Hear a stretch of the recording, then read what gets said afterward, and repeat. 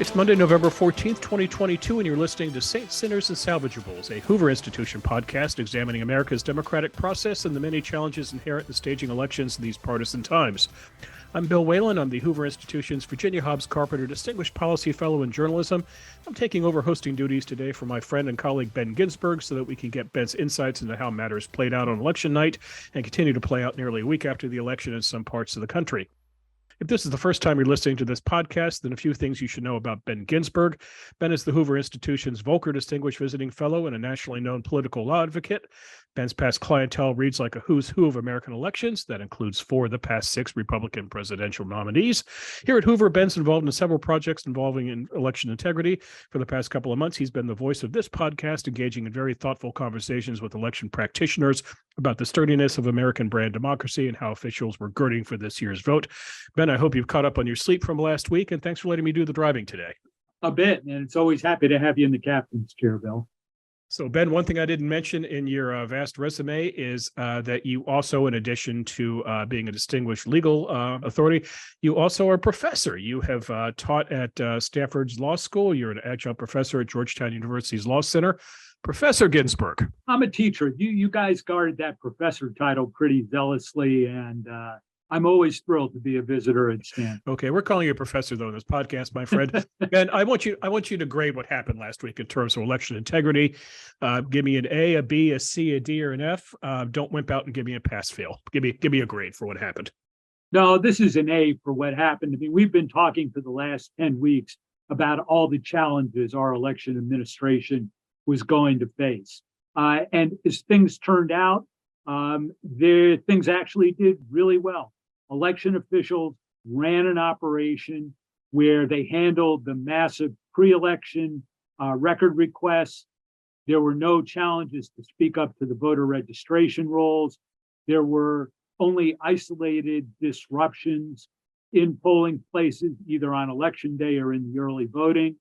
There were no reports of unduly long lines, despite a lot of publicity about the number of poll watchers in the polling place from the Republican Party. There, in fact, has been no evidence presented of fraud or irregularities, and that, of course, plays to the veracity of the 2020 charges of a fraudulent election. We'll sort of see what happens in the post-election certification process. But with the exception of Arizona and perhaps Nevada, Bill, it really looks like an awfully clean and professional election. So real hat tip to the election administrators. You ran a conference at Hoover this past summer that brought in really kind of a who's who of election officials around the country. I sat in and watched it and just incredibly impressed by the turnout there.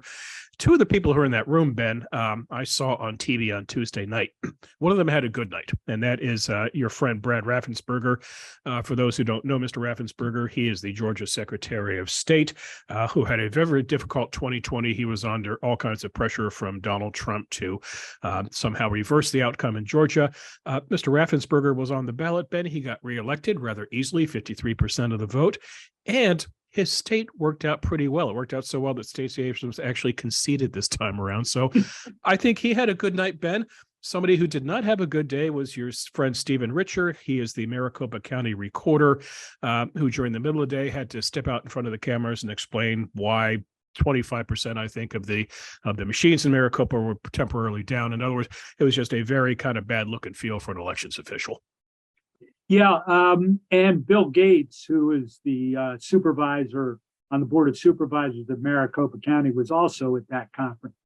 They went through some problems, and it's taken them a long time to count. But to their credit, they dealt with the problems and really resolved them in the long run. The problem was one of printers and the ink not being sufficient to record the ballots. Right. So that is an administrative problem that, frankly, they dealt with. They scooped up the ballots. Everyone's vote was ultimately counted in the central counting place that actually did have sufficient ink. And so I think no one has ever claimed that our elections would be perfect. This was an example of election administrators doing what they should do showing grace under pressure and resolving the problem. We'll talk a little bit later about the sort of inherent problems with the lateness of the count in Maricopa County, but that's all subject to state law. And while they bear the burden, they don't write the state law. Yeah, I also want to get into some of the legality of Maricopa County, Ben, because there was a request for a judge to extend voting hours, and the judge refused. So I'd like to get your thoughts on that. But first, somebody else who had a bad day, Ben, were election deniers. And I want to do a special group of election deniers here. These were people running for rather high-profile statewide races, Ben. Let's start with Pennsylvania. Doug Mastriano, the Republican gubernatorial nominee. Ben, last I checked, he got about 42% of the vote. He lost by about 735,000 votes. He got crushed. Let's go to Wisconsin, Ben. Tim Michels, the Republican nominee there. Last I checked, about 47.8%, losing by about 90,000 votes. Nevada Secretary of State, Ben, Jim Marchant, 46.7%. Trailing by about 22,000 votes out of about 1 million ballots cast. Arizona, the Secretary of State's race, Mark Fincham, about 47.2%. The last I checked, Ben, he's trailing by 126,000 votes. And then the one that still is not over yet. And two things about this, listeners. Ben and I are doing this podcast early on Monday, the 11th. The vote count keeps changing in Arizona and other states, so these percentages may be different by the time you look them up. But the last I checked, Ben Carrie Lake was at about 49.2%, losing by 34,000 votes. She's going down too. What do these people all have in common, Ben? They won their primaries, but they lost the general election. What does this say about election denial as a campaign theme?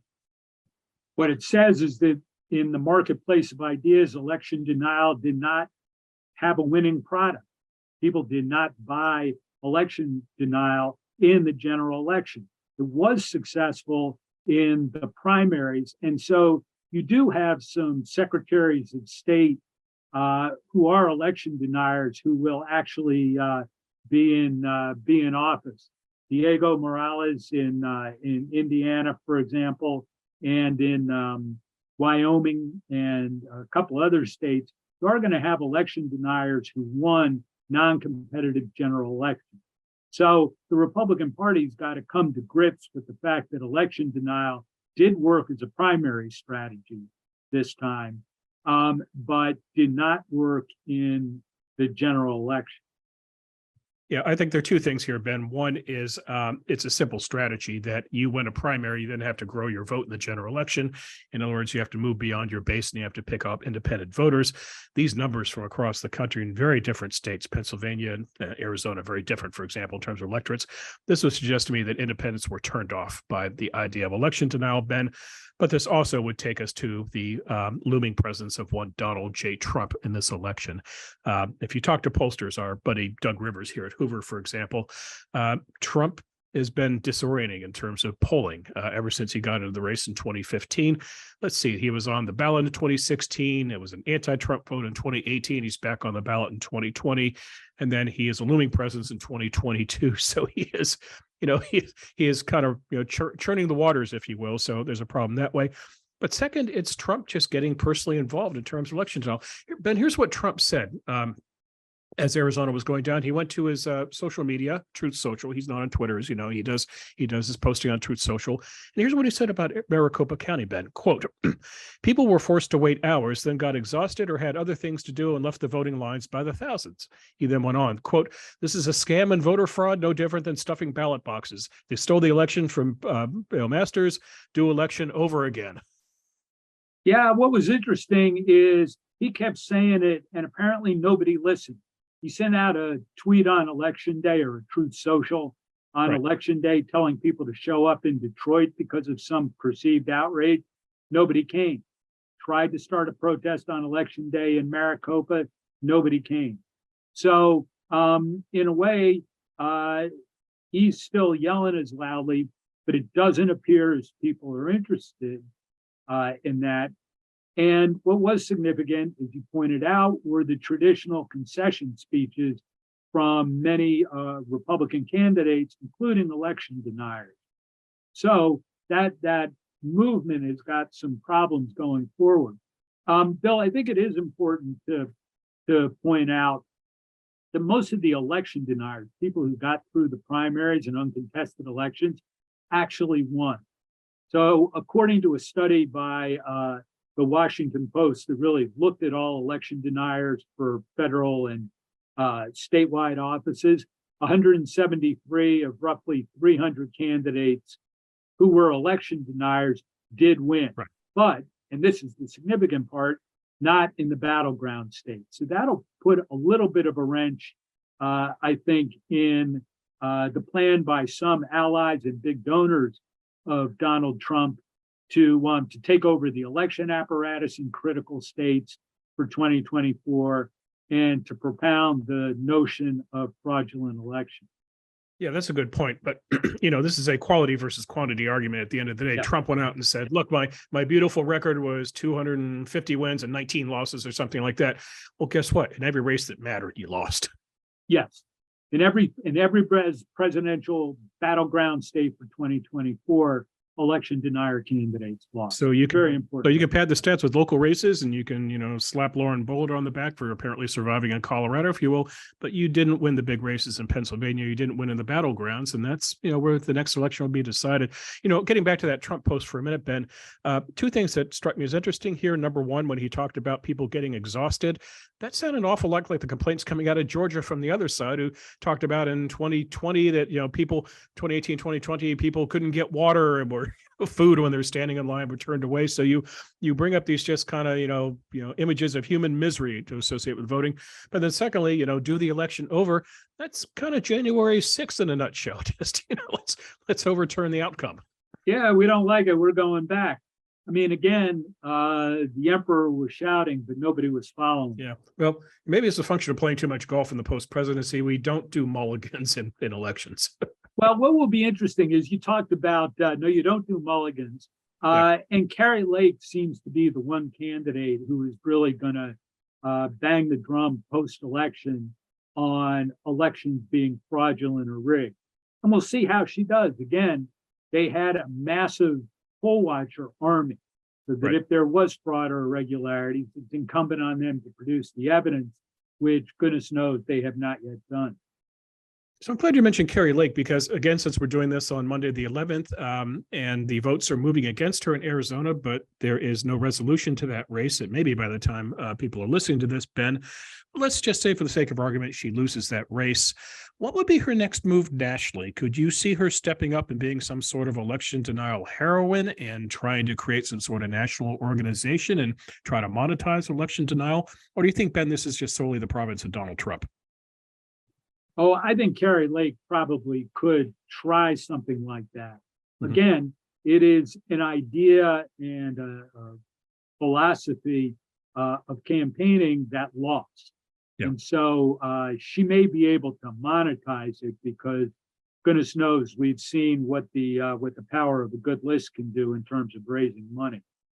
And it will also be interesting to see the post-election polls for how many people and how many Republicans still believe that elections are fraudulent.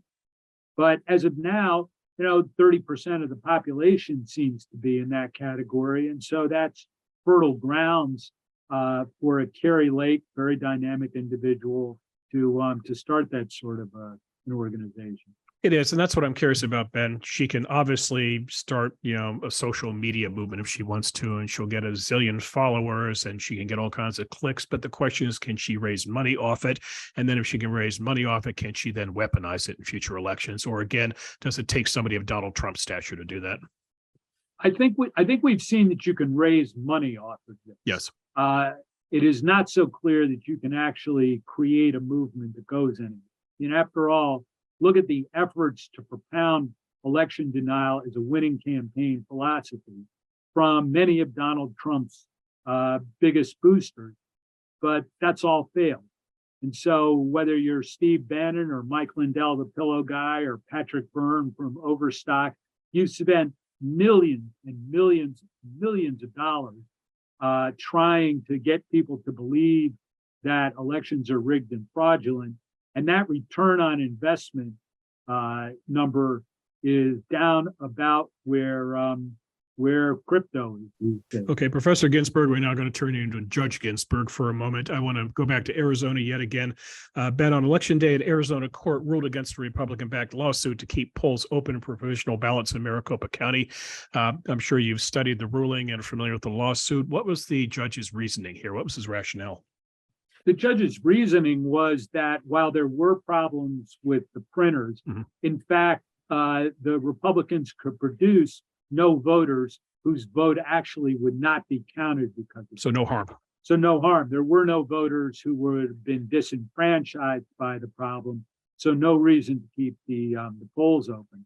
That was an interesting suit for Republicans can bring, because generally we find that Democrats are the ones who try and keep polls open more because they look at their turnout figures during the day and are disappointed in it.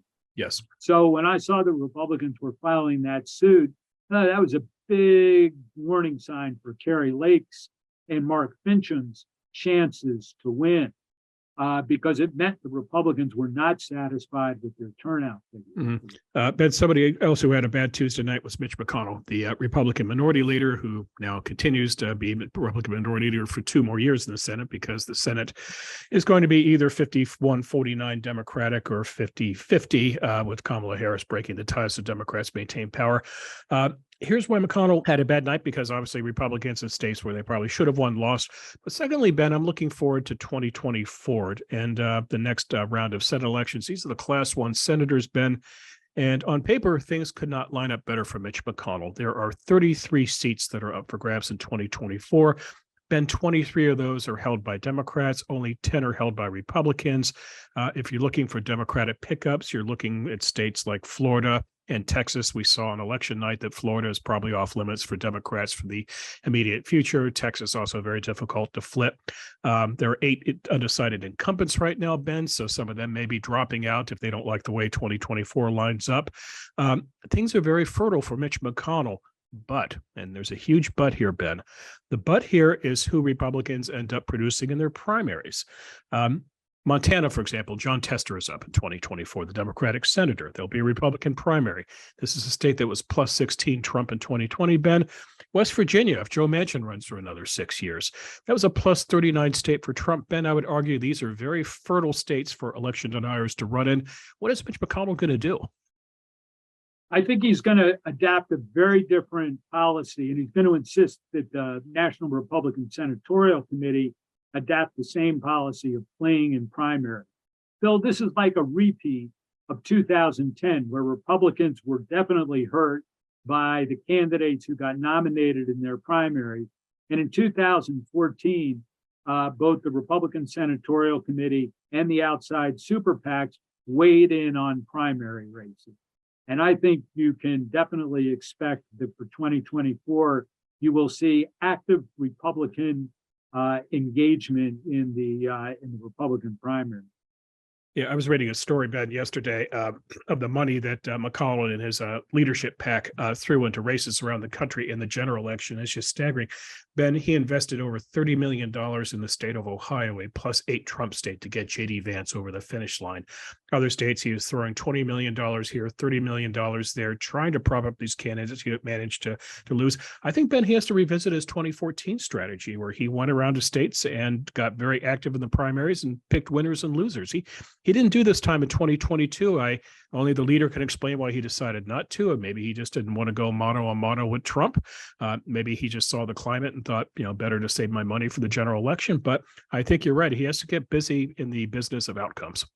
Yeah, and if you want to delve into some of the reasons why he didn't get in more, you have to look to the National Republican Senatorial Committee that was chaired by Rick Scott, right, who had very different attitude about weighing into primaries and standing up to Donald Trump.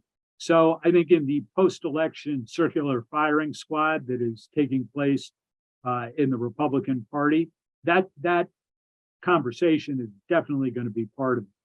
Also, Scott and McConnell notoriously are not on the same page. McConnell had fits when Scott came out with his Republican agenda. Scott has hinted openly that he would more than welcome McConnell being kicked out as leadership. It seems to be, Ben, if Republicans want to do this in a neat and orderly fashion, they've got to get their leader and their chair of the NRSC on the same page. Yes, that's really important. And so the person who takes over the senatorial committee for this next cycle, I think you can bet that McConnell's number one priority is going to be getting reelected leader, but I suspect he'll weigh into that behind the closed doors of the Senate chamber race for who's head of the NRSC. And that is that just a simple caucus vote? It is a simple caucus vote. So the leader could kind of say, "This is my guy, and let's march or die with him." Yeah, of course, we're reading lots of stories, and it's a little bit unclear how true they all are about a number of senators at least wanting to postpone the leadership elections from this week and put it off a little bit more. I think Senator McConnell, at least until this point, has been pretty adamant about holding the leadership elections on time, which of course stops any insurgency against them from taking root. Okay, Ben, let's talk a bit about the concept of a swift and resolute vote. And I'm going to give you a choice here. You can talk about what happened in the state of Nevada, or you can talk about what happened in your adopted state of California. I'm not only have I made you a professor, I'm not going to insult you by making you a Californian, but these are two states, I think, Ben, that are kind of poster children for what frustrates people with the voting process in two regards. First of all, Ben, we're a speed society. We're talking on Zoom right now. We do, messages, things get resolved fast. People don't like to wait for outcomes. And yet the way the election system is designed in America right now, not everything is built on speed. Some states take their time, and I'll explain a bit about California if you'd like. But here you have Nevada and California, which are still still counting votes. Nevada has settled its two big high-profile races, the governor's race and the Senate race, which has decided the Senate. But meanwhile, here in California, Ben, we're going to keep counting ballots. Let's see, today is November the 11th. We're going to keep counting ballots into December. And this is a problem in this election because guess what? How California votes may decide how the House is swung. And so we could be in something of suspended animation in Washington for the next several weeks as California takes its sweet time counting votes. So let's talk a bit about the delay here. Yeah, it's like one of the emerging problems in election administration. So this really goes to a couple of different concepts in the law and provisions that go into it. The process itself hinges on being able to process absentee ballots well before election day, to be able to count the ballots on election day. Right. And then as well about the deadlines for receipt of absentee ballots, and whether that should be on election day or at some point later if the ballots are postmarked on election day. And different states, of course, have different programs. There are some states, Pennsylvania, Michigan, Wisconsin, who delay the processing of their absentee ballots. In other words, they don't want it done until election day. And I should have said Michigan instead of Wisconsin, but they don't want their ballots processed until election day so that no vote gets out prematurely. That can really slow down the process. And then there are other states that believe it's important to have a deadline after election day for the receipt of absentee ballot. Right. California, you've got sort of some other special problems on top of that. But that is sort of an effort to count every vote. The problem is there are always deadlines, and some people are going to make deadlines and not make deadlines. As a matter of policy, I think a state can require that all ballots come in on election day so that they can be tabulated on election day to get the results out. If you are afraid that's denying people opportunities to vote, you can extend early voting. Now, Arizona faced a special problem because they got something like 290,000 ballots delivered to them on election day, all within the law. But that made it really hard to process their ballots quickly. And Arizona, in part in response to the fraud situation, does require a really rigorous check of signature on absentee ballots to be sure that's the person. Now, there are other states that use systems where you take the last 4 digits of a social security number or driver's license and use that instead which takes away the arduous task of comparing signatures. Because I don't know if your handwriting is like mine, Bill, but I'm not sure I sign anything exactly the same way twice. Exactly.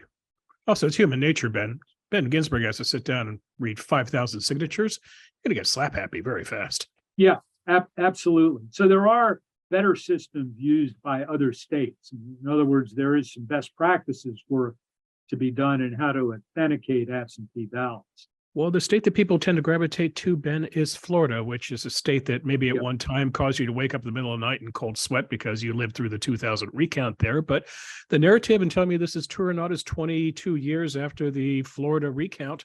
Florida has its act together. Yep, Florida really does. They are a model. They have lots of absentee votes there. It's an older population. People take advantage of it. They process their ballots early. They count them along with the other ballots on election night. They get their results done in obviously one of the country's biggest states without any hint of problems or fraud or abuse. So that's particularly helpful. We should mention one other Donald Trump theme that had an impact on this, which is he, number one, did not like absentee and mail ballots and told people to vote on election day. Right. But more than that, he told people in states like Arizona and Nevada to not give their ballots to election officials until election day. Right. Part of a strategy that also didn't work, but that contributed to the delay in getting Arizona ballots. While we're talking about states that work, Ben, could you explain a little bit about what Georgia did from 2020 to 2022? I believe Brian Kemp, the governor reelected there. Election integrity was actually part of his reelection message. Yes, and of course, Georgia was the scene of much turmoil over the passage of an election law that put in what Governor Kemp and Brad Raffensperger thought were needed protections. Of course, Georgia was the scene of where Joe Biden said this new law is like Jim Crow 2.0.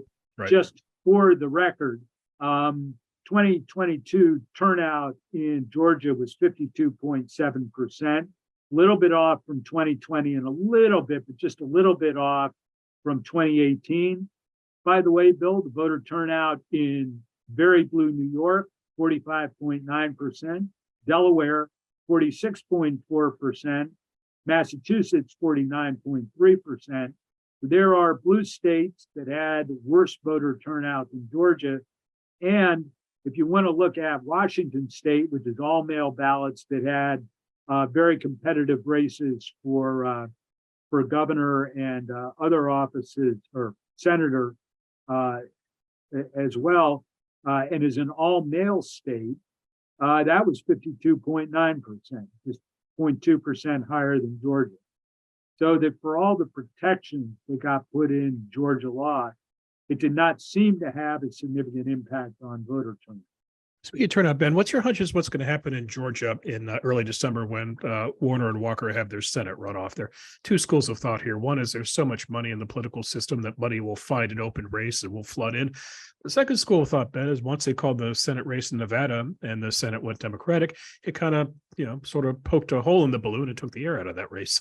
Yeah, not nearly quite so hyped as it would have been if control of the Senate was involved in that. So there's going to be a little bit of a natural letdown. Herschel Walker has kind of a problem because Brian Kemp is not on the ticket, and Brian Kemp really got reelected overwhelmingly and had quite the turnout operation. I think there are Republicans who probably did not vote for Walker on November 8th, but if the Senate was hanging in the balance, would have voted for Walker. And so without the Senate hanging in the balance, I'm not sure the imperative is quite there. Yeah.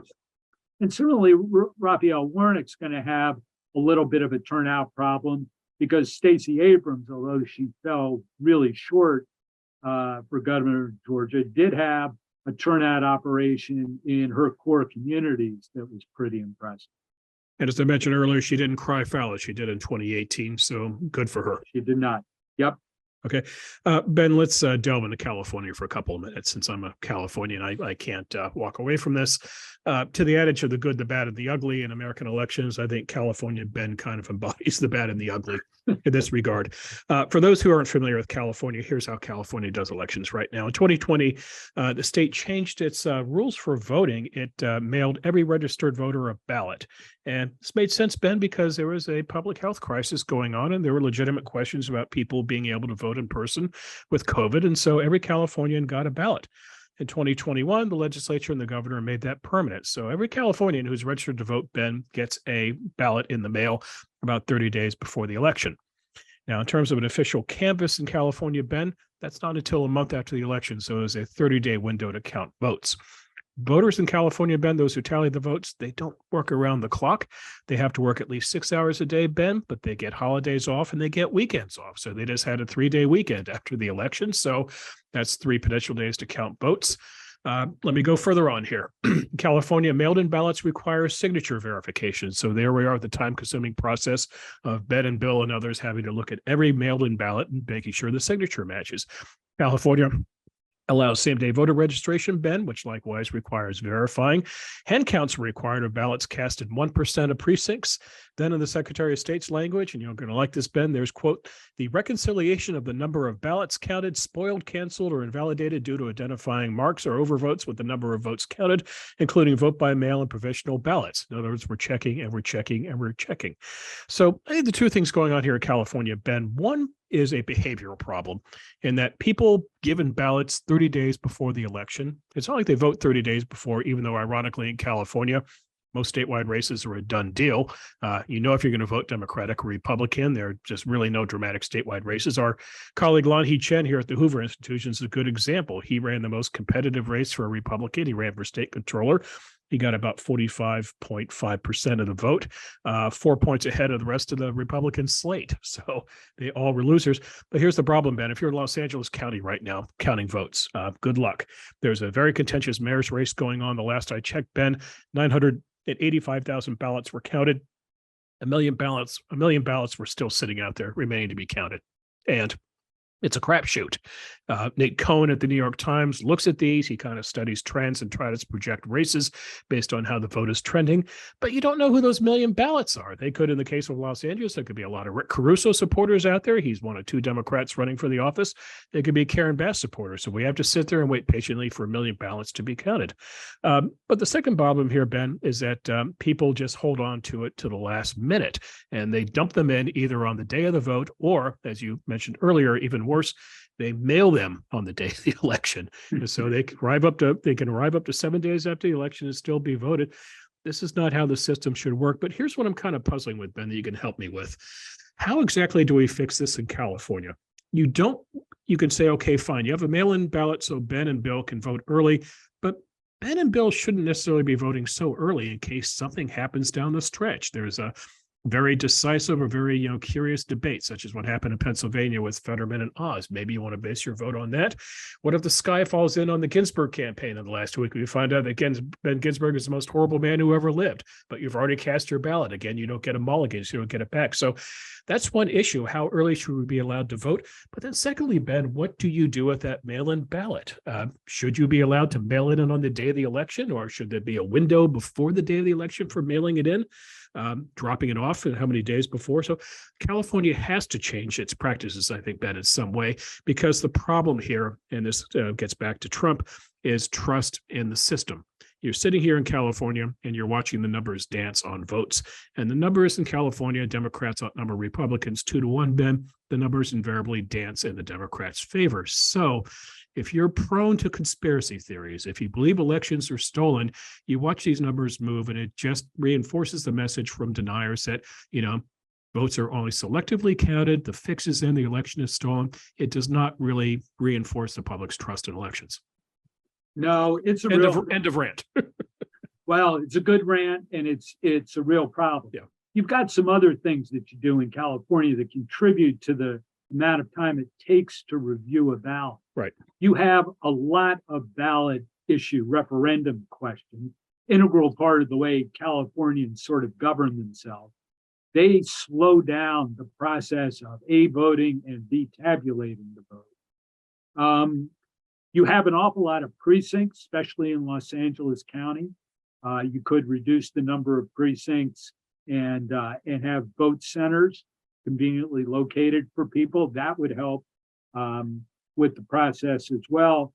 And I think you've really put your finger on the biggest problem, which is letting ballots come in up to a week after election day. And that's just always going to slow down the time when results are known. And so it's a combination. You know, New York State, the other big blue Democratic state in the country, has much the same system and difficulty in getting its results done on time. So there are better practices that states can interject kind of in this experiment with democracy, where I think the reason for keeping the deadlines open, the proponents believe it allows more people to vote.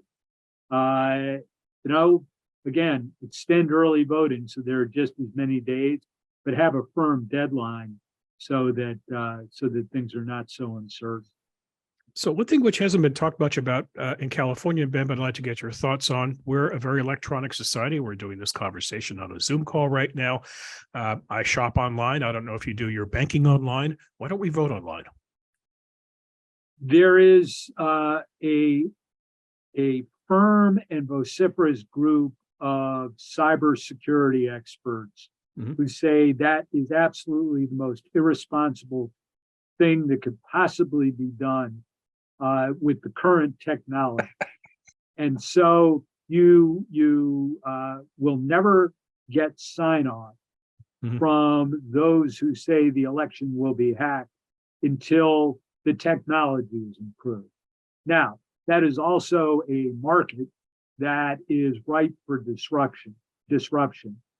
And so I think there are enterprises out there looking at a voting machine that can pass the test of security. But for now, there is such a group of cybersecurity experts who turn a big thumbs down on that idea that it's not an immediate solution. Speaking of cybersecurity, Ben, I haven't heard the word Russia in the past week.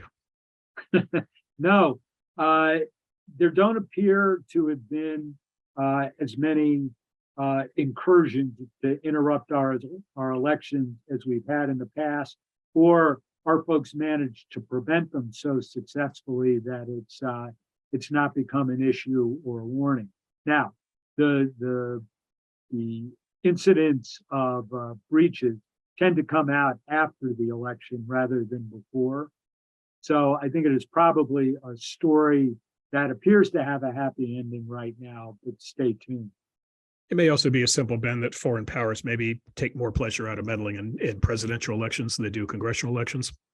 Yeah, I think that's true. It is certainly easier to foment dissent in a presidential election where everyone is looking at the same basic election as opposed to all the individual state and local contexts. Been off here.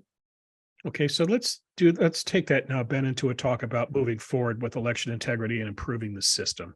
Here in California, it's not going to change. And why? It benefits one party and one party controls the system. And I don't say that as a partisan whiner. It's if the shoe were on the other foot, Republicans ran everything in California and the system worked to their benefit, they wouldn't change anything either. So we could sit here and complain about California maybe having to do things better, but until such a time, frankly, Ben, as a government run by Democrats sees Republicans prevailing in the system, things won't change. Nationally, in terms of election reform, if the Senate is Democratic and the House, well, if it is Republican, we'll find out. I think the last I looked at Nate Cohn's numbers, I think he targets the Republicans getting somewhere from 219 to 221, I think. Let's assume now it's a split Congress, Ben. What does that tell me? Election reform is dead on arrival in Congress.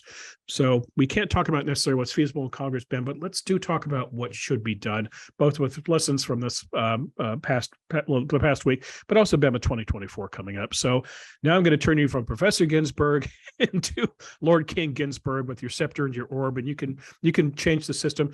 Tell me what you do, and let me begin with this, Ben. Should we have a nationalized standard for elections? Well, we should not have a nationalized standard. I was co-chair a few years ago on a presidential commission on election administration, in which we talked to many election administrators. It's where I gained my admiration for them and learned a lot. And the number one lesson they said is one size does not fit all, that there are just differences between states and even within states that you have to take into account. So you can't have a cookie cutter system. Okay, so tell me then why you can't pick up Florida and drop Florida into Arizona.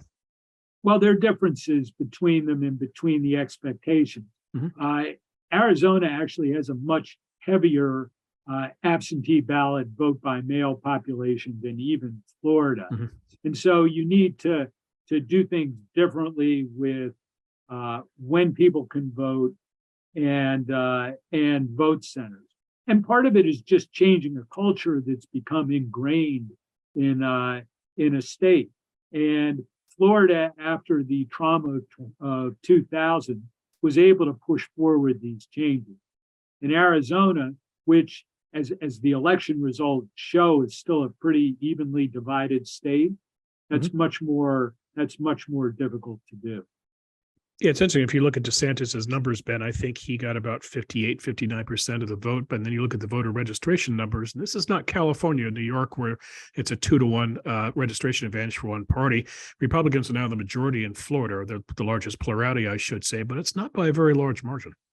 No, but those voter registration numbers have always been a little bit of or at least recently have become sort of a not real accurate predictor. Okay. But look, you asked me to wave my magic wand over. Yeah, so give me some suggestions for how to improve the system, because there are two things we have to do here. One is what in terms of how we can better do elections, but then the second one, which we'll get to, is disinformation. So first, how do we improve the system? To improve the system, I think you do have all ballots in by election day. I mean, again, extend early voting if you need to, but get results out sooner so there's not the post-election churn.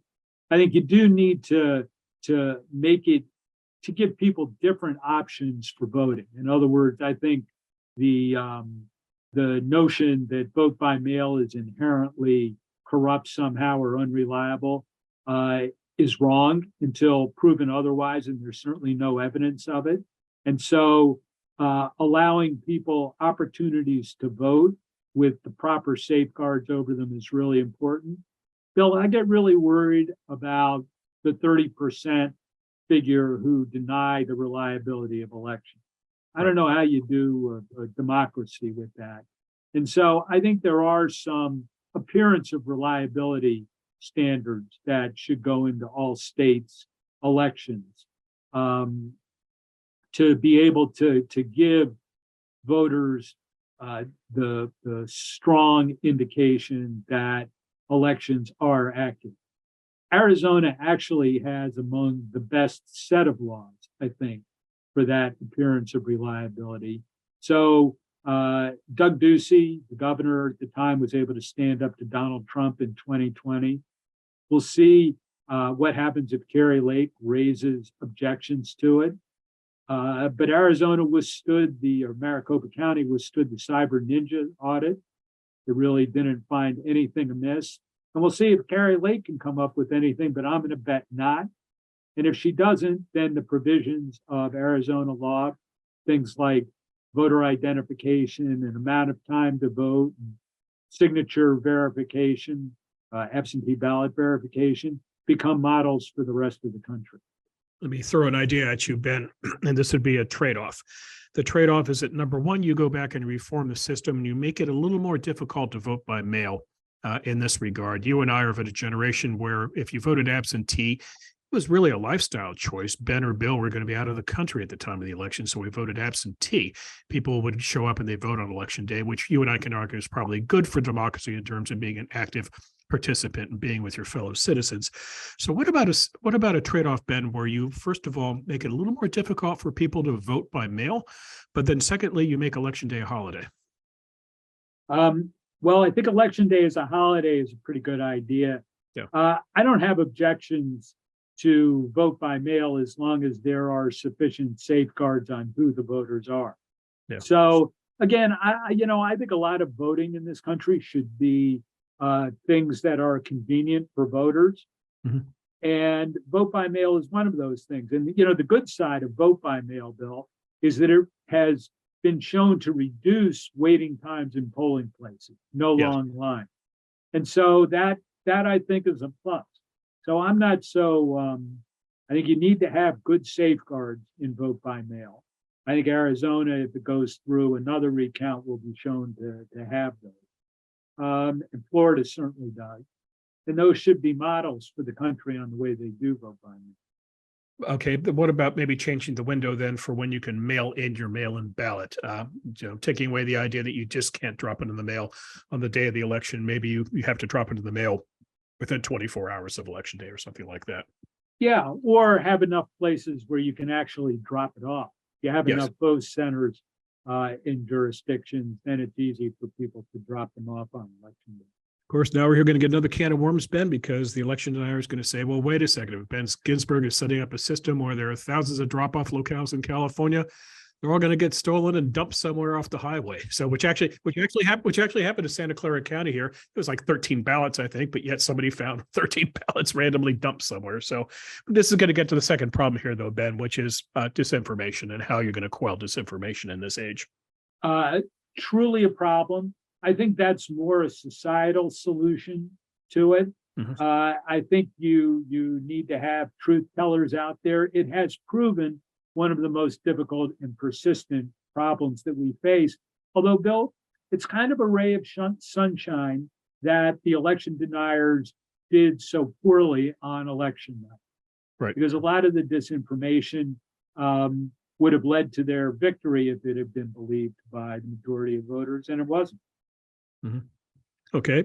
There's one other avenue here, Ben, and that is the people who run elections in this country need to have conversations with the likes of Mark Zuckerberg and Mr. Musk, assuming he's going to hold on to Twitter in the future, and say, look, you got to stop posting so much crap on your site. It just confuses and angers people. Go on the internet right now, Ben, and Google Maricopa and fraud. You'll be shocked by the stuff that shows up there. Yes, we all are when we look at it. I think you're right. I mean, that's a much broader problem. Yeah. It's just not political stuff. Right. Although that we certainly think about it this time of year. But then, Ben, you're into another legal problem, which is, okay, I'm going to go onto Twitter and stop people from posting rumors about stuff going on in Maricopa County. Now we're mucking around in the realm of free speech. Yeah, we are. And that's why this is not going to have any quick solution, but they are conversations that need to really get started. Okay, so we started this podcast with you giving 2022 an A. How optimistic are you that 2024, which will be higher stakes because of the presidency, Ben, it too will come in with an A? I think there were a lot of lessons to be learned from 2022, what election administrators did correctly that should be helpful. Mm-hmm. I am optimistic about 2024. 2022 showed the quality of the people we have running our elections. And election denial isn't failing at the ballot box in 2022. Hopefully we'll have a discussion about the real substantive issues like the economy and foreign policy and social issues, which is what we ought to be talking about. Hopefully our producer Florent can now dub in the music from The Impossible Dream. Okay, Ben, finally, what are you doing at Hoover after the election now? What do you got in the way of democracy projects? Well, we have a number of conferences involving election officials to try and get the best practices that should be brought out on a more national basis. We'll be continuing to study the institution of voting and look at some of the underlying issues that make it a contentious area. try and get the best minds together to come up with improvements on that, and really to help preserve the institution of voting in America. Mm-hmm. And I hope more podcasts. I hope you do more podcasts. I thought your Saints, Sinners, and Salvageables podcasts were excellent, and dare I say, they served a very, very important need to the public. Well, thank you. Okay. You've been listening to Saints, Sinners, and Salvageables, a Hoover Institution podcast exploring America's election system and the many challenges facing our democratic process in these current hyper-partisan environment. If you've been enjoying this podcast, please don't forget to rate, review, and subscribe to our show. And if you wouldn't mind, please spread the word. Tell your friends to have a listen. The Hoover Institution has Facebook, Instagram, and Twitter feeds. Our Twitter handle is @HooverInst. That's @HooverINST. If you want to learn more about Ben Ginsberg, you'll find his bio at the Hoover Institution's website, which is hoover.org. While you're there, sign up for the Hoover Daily Report, which delivers the best work of Ben Ginsberg and his colleagues to your inbox weekdays. One final note, Ben and I will be back one more time before Thanksgiving. We're doing a video cast, a primer on how to talk politics during the holiday season, so you don't want to miss that. For the Hoover Institution, this is Bill Whalen. We hope you enjoyed this conversation, and we hope you have a safe and rewarding Thanksgiving.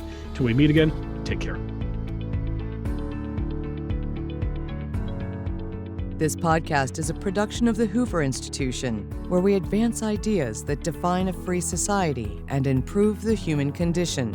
For more information about our work, or to listen to more of our podcast or watch our videos, please visit hoover.org.